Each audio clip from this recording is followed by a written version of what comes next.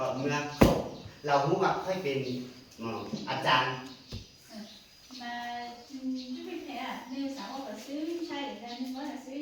ฉะนั้นเราเฮ็ดความฝันเวลาเขาจะตื่นนะบ่ตื่นก็ตื่นคือลักษณะคือเห็นแล้วก็เราบอกว่าเจ้าอธิษฐานเพื่อเด็กน้อยคนนี้ให้หายดีเวลากำลังจะตายแบบนี้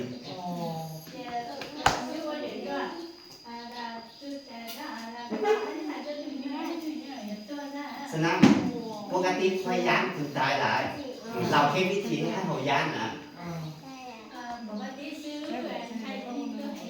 ฉะนั้นค่อยมองตากับเด็กน้อยแล้วเด็กน้อยมองตาค่อยแล้วค่อยคงซื้อย่างฉะนั้นมาสตาร์ใช้วิธีนี้แต่ว่าค่อยตื่นเลย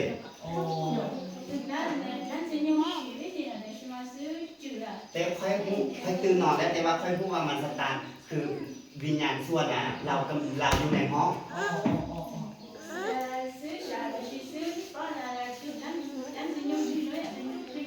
ฉะนั้นค่อยอธิษฐานครับพระเยซูค่อย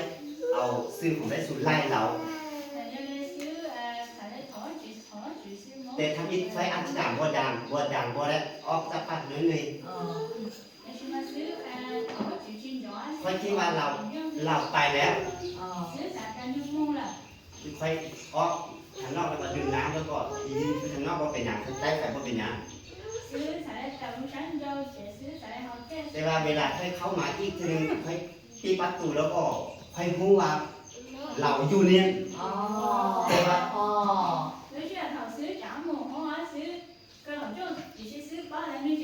ฉะนั้น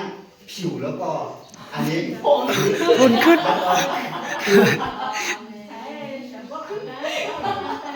คือรู้สึกว่าผิวนี้ค่อยดีเลยแบบนี้ค่อยรู้ว่าเราอยู่นี้แต่ว่าค่อยบ่เห็นฉะนั้นค่อยพันกันผมไม่สู้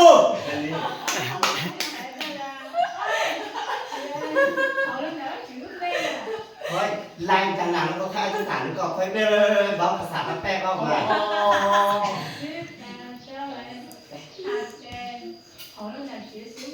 แล้วก็เราก็ตื่นเรายากหลายที่ว่าในใจของเราน่ะยากมาเข้าคุณนะ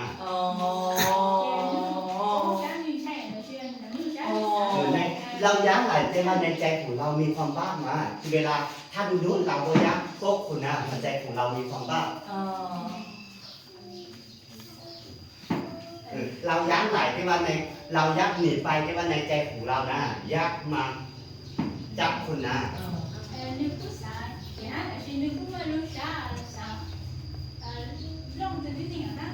ฉะนั้นค่อยต้องอธิษฐานดูแล้วก็เราอาจจะรู้สึกว่าบ่ได้แล้วไม่ต้องไปแบบนี้นะ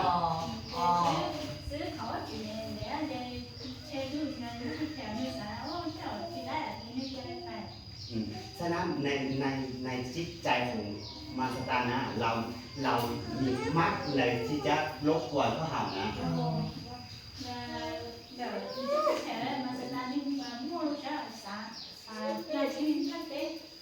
ฉะนั้นไปคิดถึงเมืองนิเนเวนะภูเขาฆ่าคนโบแบบนี้น่ะมีวิญญาณส่วนหลาย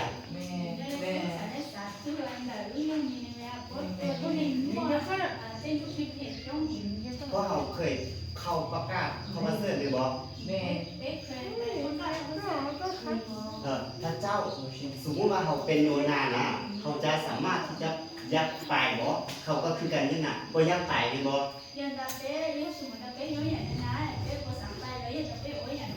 แล้วก็พ่อไม่ให้วิธีนึงแต่ที่จะให้คน12,000คนกลับใจกันนี่นะ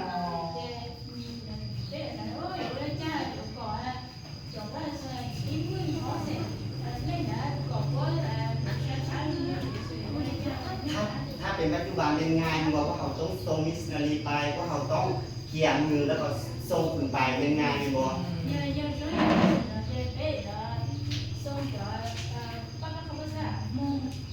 พ่อจะวางแผนว่าต้องให้คนนี้ไปปักกั้งคนนี้เดียวผู้นี้ไปปักกั้งคนนี้ก็ได้แต่ว่าตอนนี้บ่มีผู้ใดตอนนั้นน่ะมีแต่โยนาคนเดียว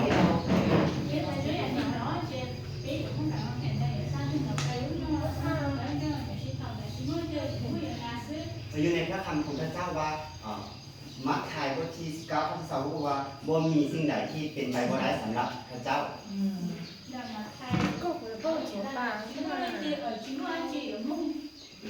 บ่มีสิ่งใดที่เป็นไปบ่ได้สำหรับพระเจ้า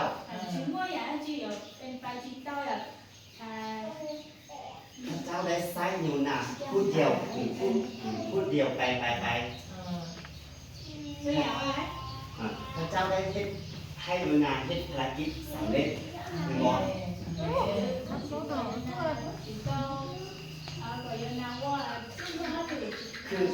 คือโยนาจะเฮ็ดภารกิจของพระเจ้าทำอีกโยนาเป็นคนที่บ่อยากไปเลยบ่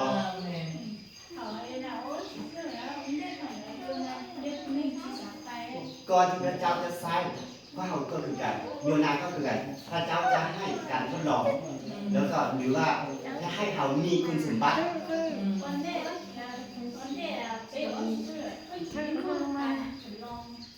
บทที่1โยนาบ่มีคุณสมบัติบทที่3โยนาคือคุณเก่าที่ว่าจิตใจเปลี่ยน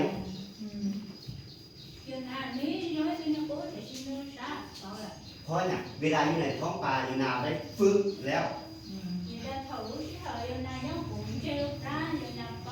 โยนาอธิษฐานเลยบ่โยนาถ่อมใจพระเจ้าเลยมีแต่พระเจ้าช่วยค่อยได้เป็นนี้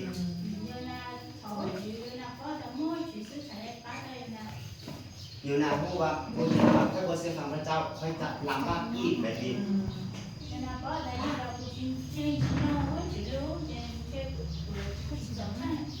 ค่อยบ่เชื่อฟังพระเจ้าค่อยตกในทุ่งป่าแล้วถ้าว่าเมืองนีเนเวเองพวกเขาจะเป็นยังไง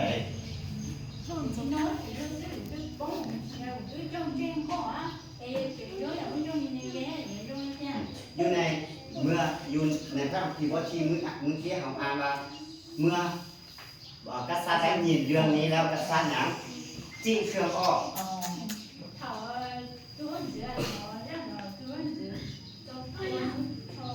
แล้วก็นุ่งกระสอบเข้าแล้วก็ประกาศว่าบ่ต้องกินบ่ต้องดื่มนะ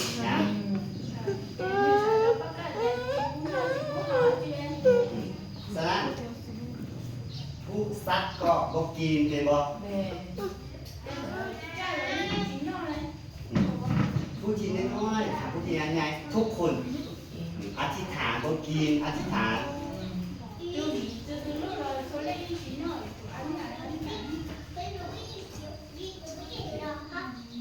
อยู่ในอิสยาห์บทที่55ข้อ7บอกว่าจงให้คุณซัวให้ป้าวิธีการดำเนินชีวิตเดิมของพวกเขาแล้วเปลี่ยนแนวทางที่พวกเขาเคยคิดนั้นจงให้พวกเขากลับคืนมาหาพระเจ้ายาเวห์พระเจ้าของพวกเขาพระองค์เต็มไปด้วยความเมตตาและอภัยให้อยู่ในนี้บอกว่าเปลี่ยนชีวิตเดิมแล้วก็หามาหาพระเจ้าแล้วก็คือพระเจ้าเป็นพระเจ้าที่เต็มไปด้วยความเมตตาและจะอภัยให้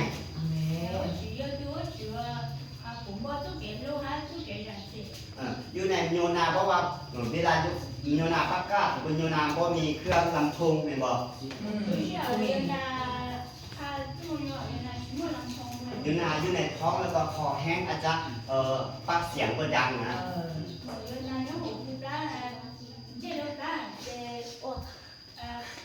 เสียงดังฉะนั้นแต่ว่าโยนามีจิตใจที่เต็มไปด้วยความกล้าหาญ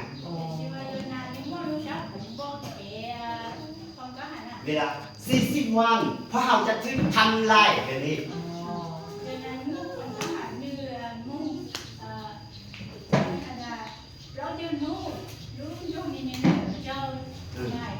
ฉะนั้นเมื่อคุณนึงได้ยินแล้วโอ้เราว่าคนจริงแม่นบ่แบบนี้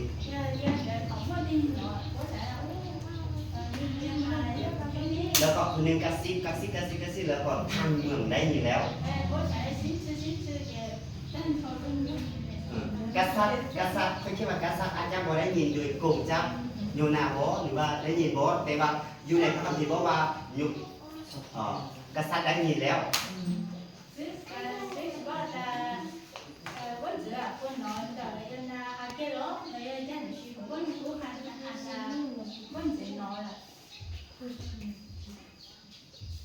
เมื่อพวกเขายิงแล้วก็เมื่อกี้บอกแล้วมันเป็นที่อธิษฐานหาพระเจ้าหลาย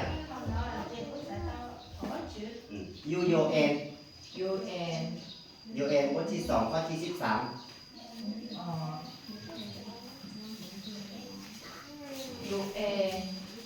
เปิดบอกเปิดบอกยูเอ็น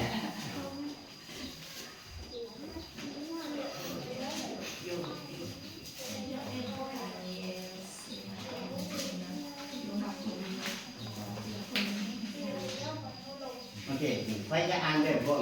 มีแต่ฟังยูเอ็นใจหายใจปวดร้าว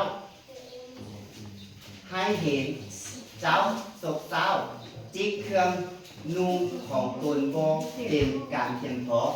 เข้าใจสิหรือเพราะอย่างไรเนี่ยเป็นตัวเป็นลูกชอซึ่งเป็นจิตเจ้าน่ะจงกลับมาหาพระเจ้ายาเวพระเจ้าของเจ้าสา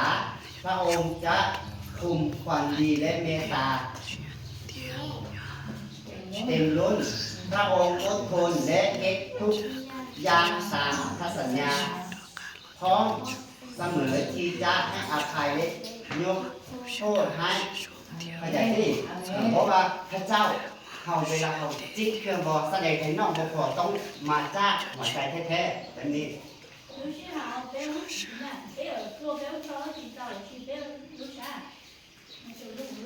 อยู่พระบิดาบอกว่าพระเจ้ามีความอดทน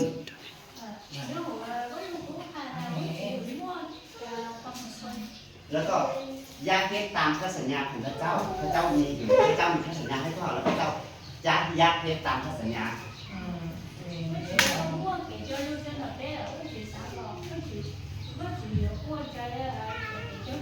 อยู่ในบอกว่ามีทรงพระคุณความดีแล้วก็มีความเมตตาเป็นล้นแบบนี้แล้วก็พวกเราเด็กเวลาพวกเราฟังเรื่องนี้รู้สึกไงพวกเขาห้องให้ร้ายพวกเขาอธิษฐานร้ายพวกเขาเคยประกาศเขาประเสริฐให้ผู้ที่เอาพวกเขาฟังแล้วพวกเขาค่อยบ้าค่อยห้องให้แบบนี้บ่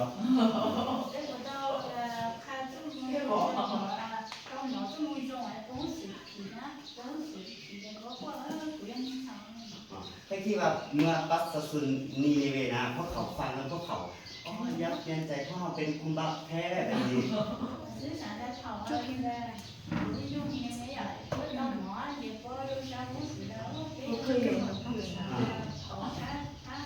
แล้วก็อยู่ในบ่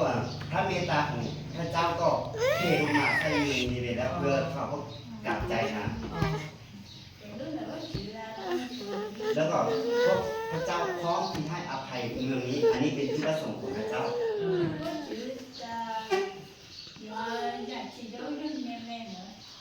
อยู่นี้พระเจ้าใช้มือนาคนเดียวไปบอกแล้วก็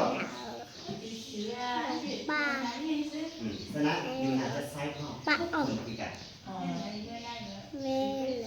อยู่เมตตาจะนำพาพ่อไปประกาศประเสริฐไปบอก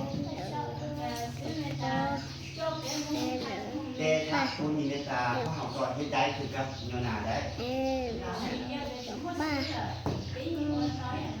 พระเจ้าใช้คนเด็กน้อยคือการเก้าคุณทำตัวให้มีชื่อเสียงคือการเก้าไปทำได้เลย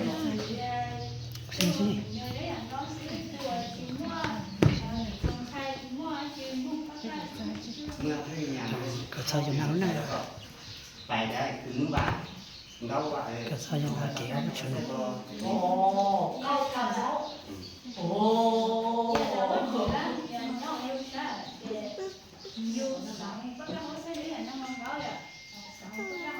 แล้วก็เราพาไปพูดแล้วหิ้วน้ำอะไรน้ำกินแดงอะไร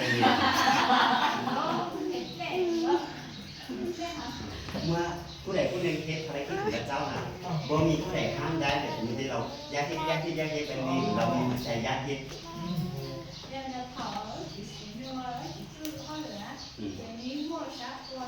แล้วก็พระเจ้าจะใส่คือกับบางคนบ่เชื่อบ่แบบนี้น่ะพระเจ้าจะเปลี่ยนหัวใจแล้วก็ให้เขาเป็นพยานเจงครอบครัวได้ดี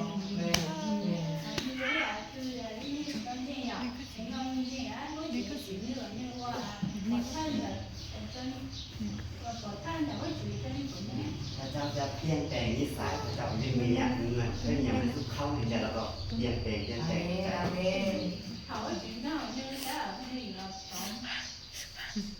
แต่ว่าก่อนที่พวกเขาจะเปลี่ยนแปลงพวกเขาต้องอยู่ในพระคัมภีร์เพราะว่ามือมีเวทเขาเนี่ยมีคนช่วยให้แล้วพวกเขาต้องปาทิ้งคนช่วยให้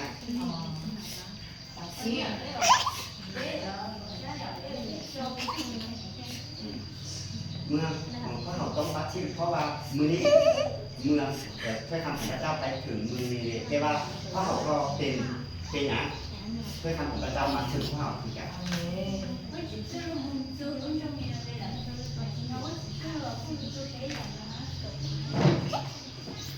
เชื่อทำไปแล้วก็เขามีฟื้นฟูหัวใจของพวกเขามือนี้พวกเขาคือกันเชื่อทำของพระเจ้ามาแล้วก็ยากให้พวกเขาฟื้นฟูหัวใจอีก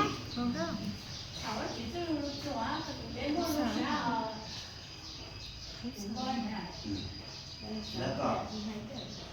บางทีนี้อย่างที่ทุกคนอย่างที่บางทีพ่อใจเนี่ยยังบอก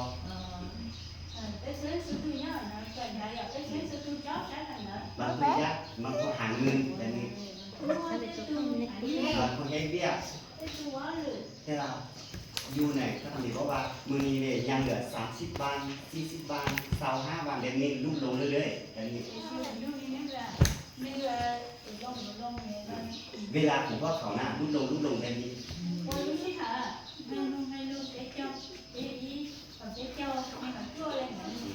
ชีวิตพวกเขาคือการน้ำแข็งแล้วก็บางทีว่าเฮ็ดแล้วก็ลืมพระเจ้าแบบนี้ตั้งใจเนี่ยแต่ว่าลืมหัวบ่มีพระเจ้าแบบนี้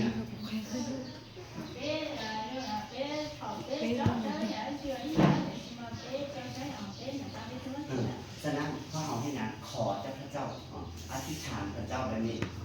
ให้มีงานขอให้มีงานเปลี่ยนใจแล้วก็อาเมน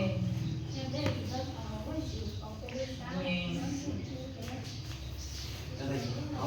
สารภาพของเราค่อยตั้งใจเงินพวกค่อยโมไปพวกเลยแบบนี้น่ะคือแกอิซ่าบ่มาหรือว่า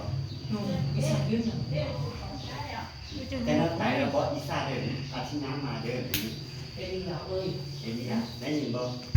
ตั้งใจเงินแต่ว่าบ่ไปบ่อันนี้พระเจ้าบ่เห็นดี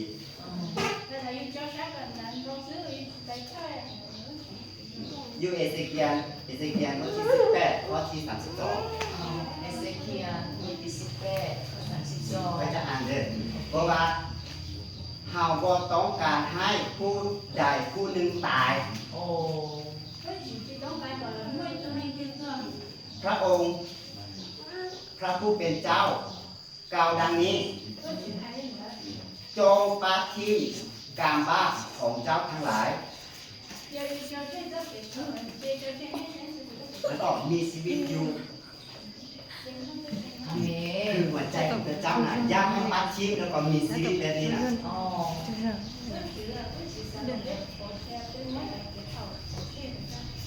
แบบนี้พระเจ้าบ่ได้ซักแต่ว่าเจ้ามีบ้าเด้อแล้วก็ค่อยจะตีเจ้าแบบนี้บ่แม่น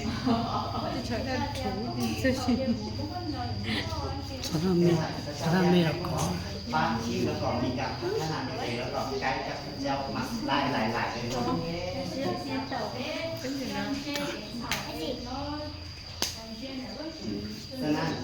ะนั้นนี้เลยนี่ว่าเขาพระเจ้าน่ะในสายตาพระเจ้าบ่ยากให้เขาในชีวิตทุกมื้อแต่ว่าบ่มีการอธิษฐานบ่มีการอ้างพระทีแบบนี้น่ะ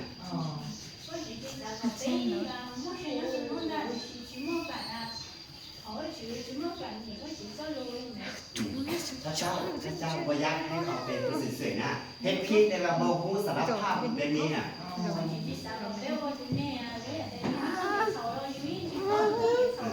เขาจะว่าคุณสวยๆนี่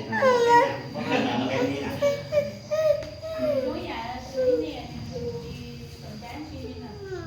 อยู่ห่าง ดึงนิ้ว หนึ่ง มา เขานะฮะบทที่หนึ่งเขากล่าวบอกว่าเฮาท้าเฮาสารภาพที่บ้าทั้งหลายของเฮาพระองค์ทรงสัตย์ซื่อและเทียมขาจะทรงโปรดรูปบ้าของเฮาและจะทรงโปรด ซุ่มสาม สำลักล้างเฮาทั้งหลายสร้างการประทานไม่นะเข้าใจดิคือถ้าเราสารภาพของบาปพระเจ้าจะยกโทษให้เฮา อาเมน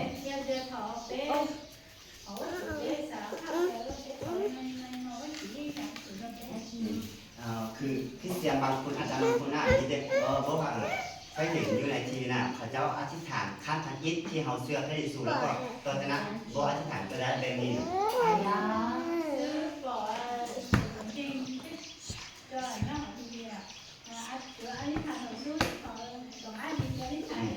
คืออธิษฐานเพื่อสารภาพบาปนะอธิษฐานขั้นทันอิฐที่ต้อมรับพระเยซูแบบนี้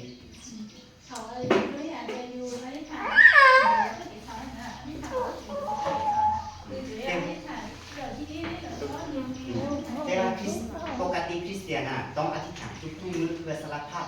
อาเมนเดี๋ยวรอ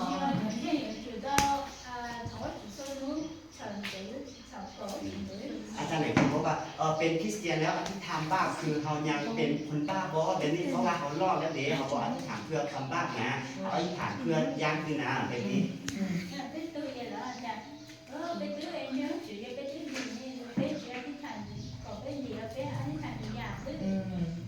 ฉะนั้นมือนี้เมื่อไปทอดบ้านแล้วก็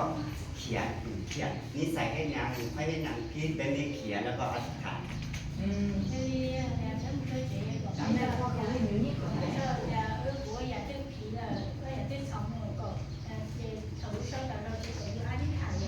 โอเคก็อธิษฐานเลยอาจือเดี๋ยวก็เจ้าเป็นกับชินออาจือก็เจ้าลูกเคลียร์เจ้าเดียวเป๊ะย้อยตัวนึงสาวเคลียร์เป๊ะถึงว่าเป็นสื่อยศดีเตาอาจือแต่ชีก็ยังตัวมั่วเป็นสื่อก็เจ้าลูกหาเดียวก็จิสากับเป๊ะอีตู่เขานอนปลอมหมูลีเป๊ะตัวเนี่ยนอนเห็นเดี๋ยวก็เจ้าลูกจ่อเป๊ะตัวก็ยังตัวบ้าเจ้าลูกนอนจ่อเป๊ะแล้วอาจือเขาก็ส่งก็มองจ่อชวนเล่นแต่นอนก็ลูเชียหนึ่งกูลูเชียหนึ่งมั่วว่าตีเขาก็เทไปลูกขอมั่วกับเป๊ะbỏ hay thì có cho cái rồng thì có cho cái gian trình cho bé chân lầy bé lúc gì tê dạo bé có chỉ tao nữa có giờ tụ ua cho bé có giờ tụ lông bé có giờ tụ kia bé có luôn lên cho luôn để bé nó là chỉ mình đau dạo bé qua chỉ giờ chỉ có kia bé có bé chân rồng có kia bé có bé chân luôn lên chờ thì có cho luôn chỉ bé nhớ là nó bé và cái bé chia sẻ thì có giờ cho bé tụ chữ thì có giờ nhớ cho bé có giờ phụng công hỏng cho bé bé yên trình thì có cho công hỏng cho bé là bé cái lịch thọ là chỉ luôn bé amen